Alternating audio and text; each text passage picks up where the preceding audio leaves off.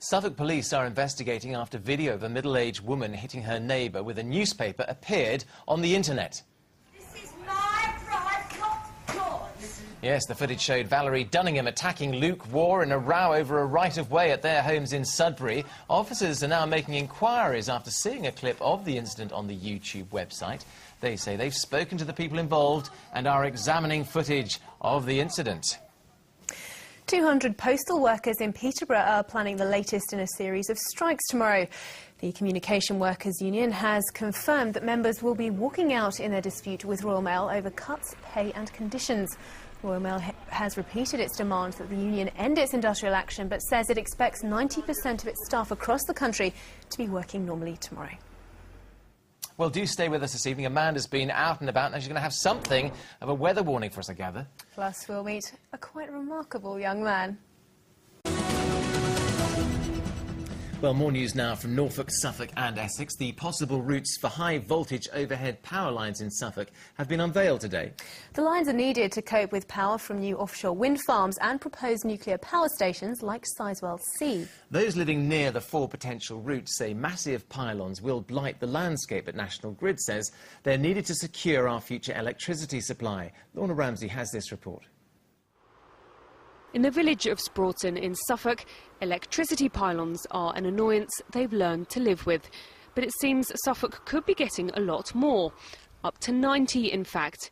Today, National Grid unveiled plans for a new power line linking an electricity substation at Bramford near Ipswich to Twinstead near Sudbury.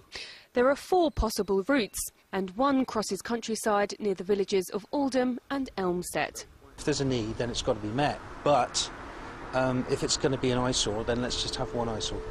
I'm surprised they haven't come up with alternative methods rather than taking up, rural lands. I wouldn't want to see any more blotting the countryside. I'm just outside the village of Birstall, and this is the power line that already stretches between Bramford and Twinstead. Now, one of the possibilities being considered is building another power line that would run parallel to this one. They're calling that Corridor 1.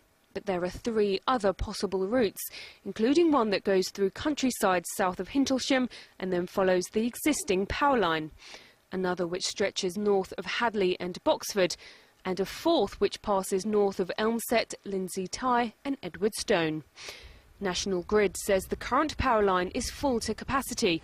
In East Anglia, we have a number of new power stations that want to connect to our system, and to enable us to connect them, we need to build this new power line from Bramford to Twinstead.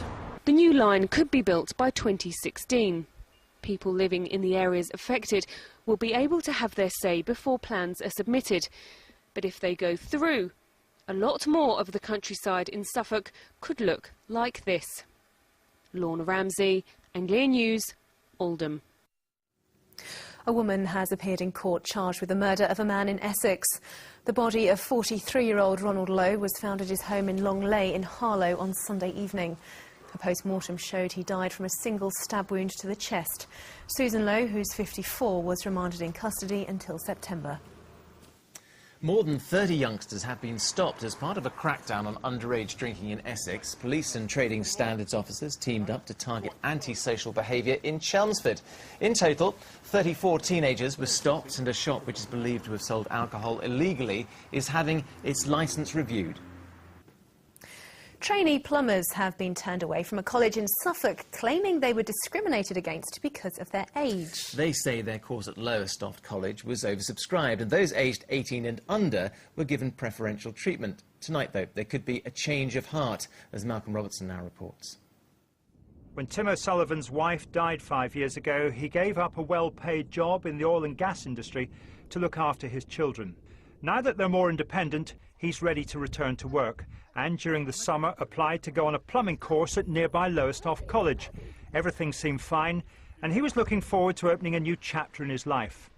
In July, he received a letter confirming his place, and he even got his student card. But today he told me the college principal gave him and some of the students quite a shock when they turned up to enrol yesterday. He explained that this was a government thing, it was national, and that anybody over the age of 19, it costs twice as much to fund on these courses, and Obviously, they can't do that, and we'd have to pull the plug on it, is the way he put it.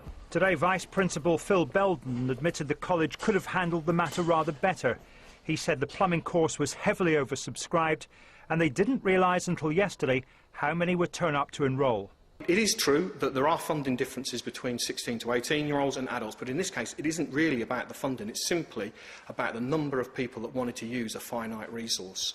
All of which seemed bad news for those who'd missed out. But tonight there's good news for Tim O'Sullivan and the rest of the plumbing students who were turned away. The college says it's found extra accommodation and they will now be offered places.